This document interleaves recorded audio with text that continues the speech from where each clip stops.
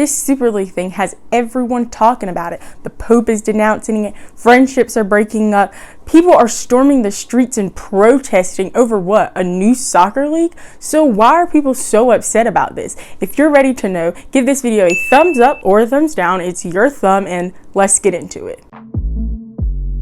So to first understand what in the world all this Super League drama is about, you first have to kind of understand the European soccer structure. The simple terms of it is that you have the Premier League on top, which is the big dog. It's like the NFL, the NBA of European soccer. And that's where you have most teams that you know of, like Manchester United, Liverpool, teams like that. And they are the big six, as they call them. They make most of the money. They're always at the top. They're never falling down because in the European Soccer League, they have ever-flowing change. It's not like in the NFL or the NBA where teams just always play at the highest level possible. If you win, you can go up or stay at the highest level. If you lose or end up at the bottom of the league at the end of the season, you go down to the next level. It wasn't necessarily a new idea. People have been talking about it and trying it.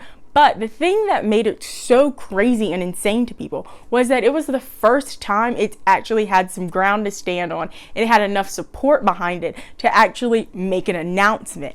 This all started by the one thing that drives everything in the world: money. Everyone would now start who joined the Premier League would get more money for winning or just participating in general, because in the Champions League, which is the Super Bowl or the playoffs in a way in European soccer, that is how they win money. So you know, if your favorite NBA team gets to go to the playoffs, the players get a little bit more money, the team gets a little bit more money. It's an incentive in a way, and that is the Champions Leagues for European soccer. But the teams that are higher up in the bigger name teams, they don't necessarily make as much money as they think they should. And this is the biggest reason why they wanted to start this Super League. Now, the teams that broke off and joined the Super League included Arsenal, AC Milan, Madrid, Barcelona, Chelsea, Inter Milan, Liverpool, Manchester City, Manchester United, Tottenham, Real Madrid, and Juventus. Let me know in the comments down below if I messed up any of those names. The founding members of the Super League would share 3.5 billion euros, which breaks down to about 4.2 billion US dollars. Evenly distributed amongst the teams would be $400 million. And that is 4 times the amount that they get in the Champions League. And that is why the teams were so enticed to leave, because again, everyone does everything for money. They would also have a guaranteed spot in the Champions League of the Super League, which is not guaranteed in the actual Champions League. This is the biggest restructure since 1950, and that is when they created the Champions League.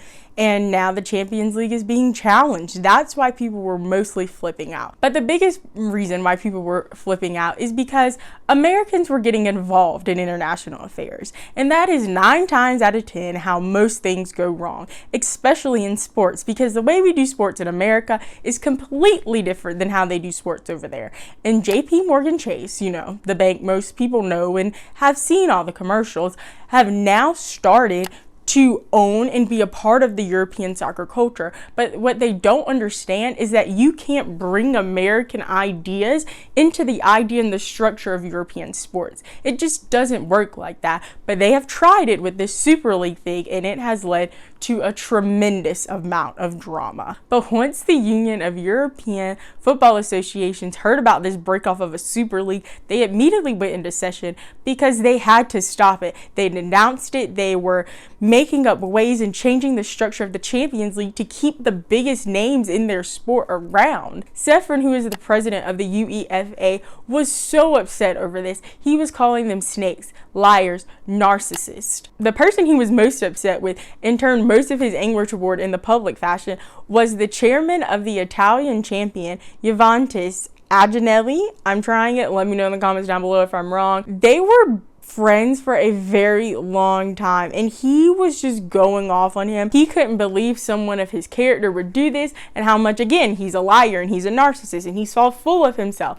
But guess what? Sefrin is the godfather to the chairman's youngest. Now, isn't that some drama to see here? So I'm pretty sure this child might be without a godfather now. It's like if the Kansas City Chiefs and Tom Brady and friends at the Buccaneers decided to completely leave the league and start their own. Now, I'm pretty sure that would cause some drama here in America as well, but that is the same gratitude of drama that has been caused because these teams wanted to leave. Yes, the prime minister and big names and celebrities were voicing their opinions about this, but personally, to me, I think the people that had the most impact about their anger and protest towards this were the fans of these teams. Now, these fans had already had their beef with their own personal teams because they were increasing the prices of tickets, changing ticket times that most benefited the teams and broadcast network and not fans. Teams were having games at crazy times to increase their broadcasting, increase their copyrights and things like that, when fans were struggling to go to see their favorite teams because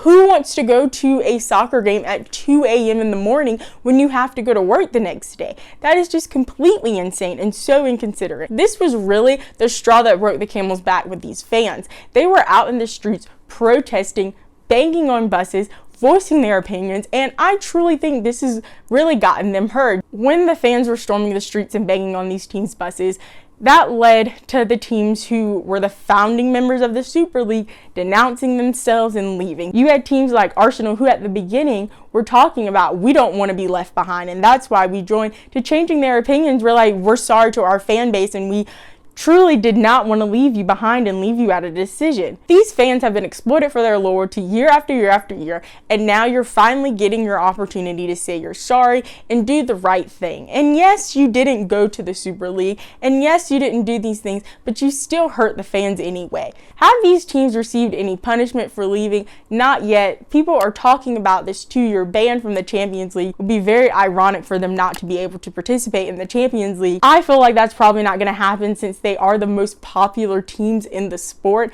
and if you're not going to have them in the Champions League, then most people aren't going to watch, and then you're going to still be back at your problem of not having as much money. This Super League may had a chance if they talked to Sefrin, the president of the UEFA, or if they maybe even gone to FIFA and asked for their opinion. But the idea that the Americans came in and started to use their American ways and change European soccer forever is what truly hurt this Super League. And I truly don't think that European soccer will ever be the same. I mean, they're already changing the Champions League, and it's just involving more drama, and teams now are going to start seeing that, hey, this almost got off the ground, so maybe if we tweak it here and we tweak it there, we can actually do this thing. And that is the European League Simplified. If you enjoyed convos just like this, head on over to the Her Sports Convo podcast, where I talk about sports side topics just like this every single Thursday. Make sure to subscribe and hit the bell down below to be notified every time I post a new video, which are Mondays at 11 a.m. Eastern Standard Time.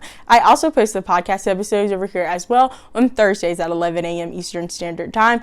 Make sure to comment down below how you feel about the European Super League and if you ever think they'll get off of the ground. As always, remember, don't be afraid to join the convo.